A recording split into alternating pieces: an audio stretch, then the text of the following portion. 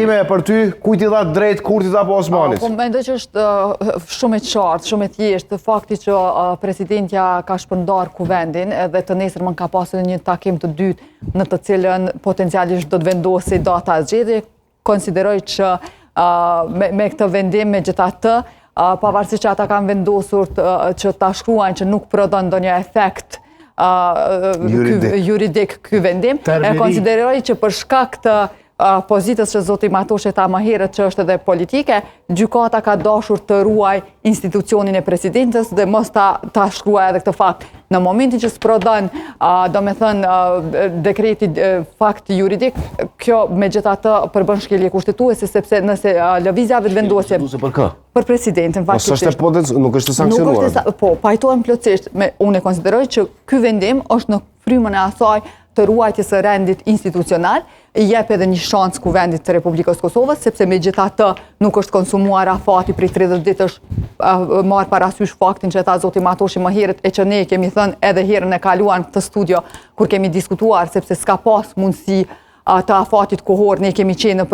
në proces zgjedhor dhe rrjedhimisht nuk kemi mbërri me konsumu afatin kushtetues që është prej 60 ditësh, është dhënë ky afati prej 30 ditësh, të cilin presidentja si juriste është dashur ta ketë parasysh. Fakti që ajo e ka marrë një vendim, ndoshta me inercion, ndoshta në efekt, ka prodhuar këtë situatën e dekretit të përshpejtuar i cili u kontestua nga gjykata kushtetuese. E konsideroj që fakti që ata nuk kanë përdorur termin shkelje kushtetuese, po e përdorin një term zaventësues që është më i lehtë, marrë parasysh presidentja është në detyre dhe shumë pak ditë, edhe nuk është e nevojshme që të sankcionohet ose të përdoret termi kundër kushtetuese, rrjedhimisht do të kërkohej pastaj shkarkimi të njëjtës. Por megjithatë, sa i përket pyetjes tuaj, kush u fuqizua, dihet mirëfilli se lëvizja vetëvendosje ka thënë që nga fillimi që presidentja nuk ka të drejtë ta shpërndajnë këtë fazë kuvendin, kemi edhe 30 ditë për zgjedhjen e presidentit, rrjedhimisht politikisht si pikë i shkojnë pa diskutim zotit Kurti. Presidentja e konsideroj që në momentin që ka qenë në intervistë tek Syri TV, e ka pranuar në një farë forme ngutshmërinë me këtë dekret. Madje unë nuk e konsideroj sepse njerëz jemi të gjithë, shkarje të tilla mund të ndodhin, po e gjithë vretja, e gjithë kritika shkon për këshilltarët juridik të presidentes, e cilët duhet jenë në numër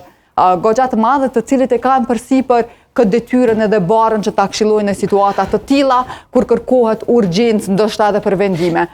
Por megjithatë, siç e thash, është gjë e mirë që gjykata ka ruajtur secilin, kuvendit i kthen edhe 34 ditë kohë. 33, me thonë, edhe 33 ditë dhe megjithatë nuk përdor termin shkelje kushtetuese për zonjën Osmani, që i jep kohë ta përfundoj mandatin në mënyrën e duhur,